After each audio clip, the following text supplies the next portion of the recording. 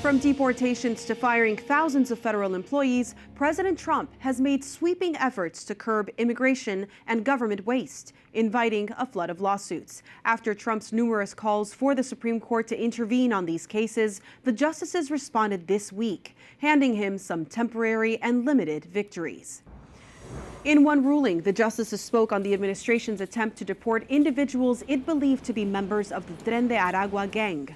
Under the 18th Century Alien Enemies Act, some 200 people were arrested and flown to a maximum security prison in El Salvador without being given the right to due process and consultation with defense counsel. Washington, D.C.-based U.S. District Judge James Boasberg quickly issued two rulings, prohibiting the government from deporting any more alleged gang members and ordering the 5 plaintiffs mentioned in the case to remain in the United States. In a limited decision on Monday, a divided Supreme Court lifted both of Boasberg's orders and allowed the White House to continue deporting Venezuelans. The justices did not touch on the administration's use of the Alien Enemies Act, but said the case should be heard in Texas, where the plaintiffs are detained, and that in all instances, potential detainees must be given due process to challenge their deportations in court. In another temporary ruling on Tuesday, the court halted the reinstatement of more than 16,000 fired probationary employees from 7 federal agencies. The court did not rule on the merits of the case, but said the plaintiffs did not have legal standing to sue. In another major ruling released on Thursday night, the Supreme Court ordered the Trump administration to bring back a man mistakenly deported to that prison in El Salvador. Salvadoran citizen Kilmar Abrego Garcia was sent to his native country last month, even though an immigration court order prevented his deportation over fear of persecution from local gangs. He's married to a U.S. citizen and has repeatedly argued in immigration court that he is not a gang member. The justices say the administration must share the steps it has taken to bring Abrego Garcia home, but did not give a deadline for his return. Here to discuss these important decisions coming out of the High Court, we're joined by constitutional scholar and appellate attorney Adam White. He's a senior fellow at the American Enterprise Institute. Adam, thank you for coming back to clear all of this up for us. In his order, Chief Justice John Roberts agreed with the lower court ruling that the government has to facilitate the return of Abrego Garcia, who is married to a U.S. citizen, but also said that deference is owed to the executive branch in the conduct of foreign affairs. Why do you think that Chief Justice Roberts made that distinction?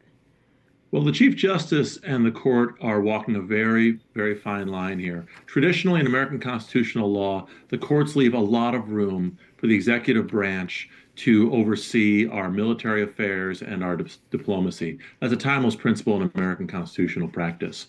But of course, here, it's not just a matter of presidential power, but also constitutional rights, including the right to due process.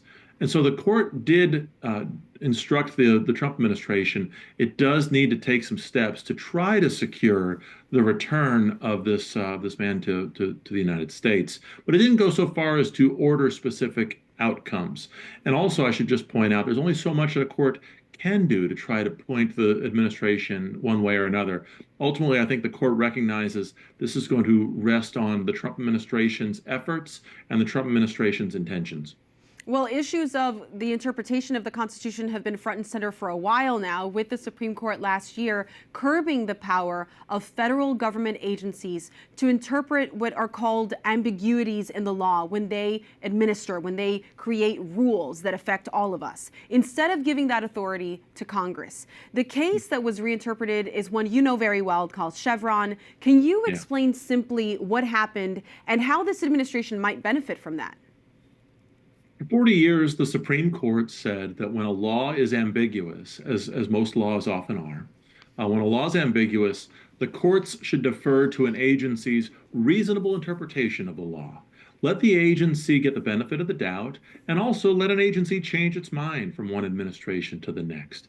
At least that was the theory 40 years ago. But what we saw since then was the doctrine actually encouraging the agencies to get more creative, more aggressive, and less bound by a rule of law. And you also saw wilder and wilder swings from one administration to the next. So in the most recent case decision, the Loper-Bright case, the Supreme Court said the deference has gone far too far, that courts and judges need to actually exercise their own independent judgment in deciding what the law actually says. So that's a huge narrowing of agency discretion. Now, many, including I think many in the Trump administration, see this as an opportunity for a very fast rollback of prior administration policies.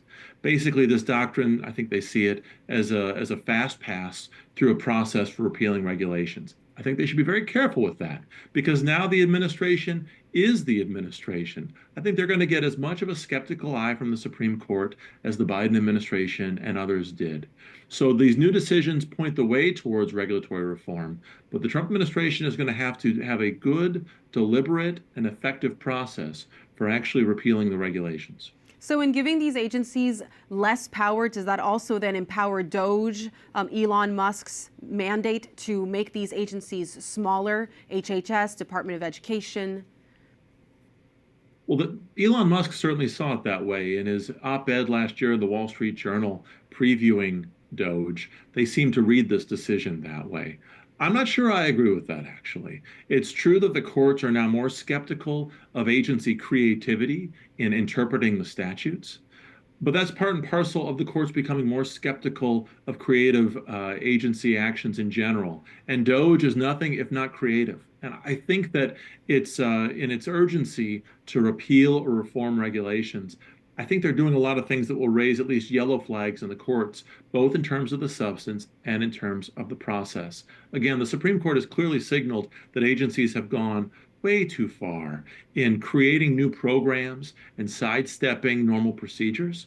But I think that skepticism may end up applying as much to DOGE as to the Biden administration. Well, let's discuss what some are calling creativity. The administration is using the Alien Enemies Act, which functions under an act of war. Without that declaration of war, how is it holding up in court as a justification for the administration's actions? Well, so far the lower courts have been skeptical, and that might reflect more on the lower courts than on anything the Trump administration is doing. That said, I do think the administration needs to be careful here. The Enemies Act does not require a formal declaration of war, but the Trump administration has been very aggressive in characterizing immigration from Central America as an invasion. And the courts don't need to take that at face value, just as they don't need to take at face value President Trump's other assertions of so many things being an emergency. In fact, the more that President Trump and his administration have leaned on these things, like declarations of emergencies or claims of invasion, I think it's going to undermine their overall argument because not everything is an emergency, and a number of the things that the administration claims to be emergencies might not be seen the same way by the courts or by Congress. Now, Adam, how unusual is it that the Supreme Court is being brought in so prominently to adjudicate policy from the executive branch? You've studied the court for a long time.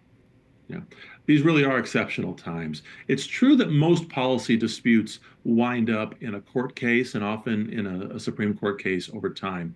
But what we've seen in the last decade is an acceleration of the pace of these things. That's not just about the Supreme Court, though.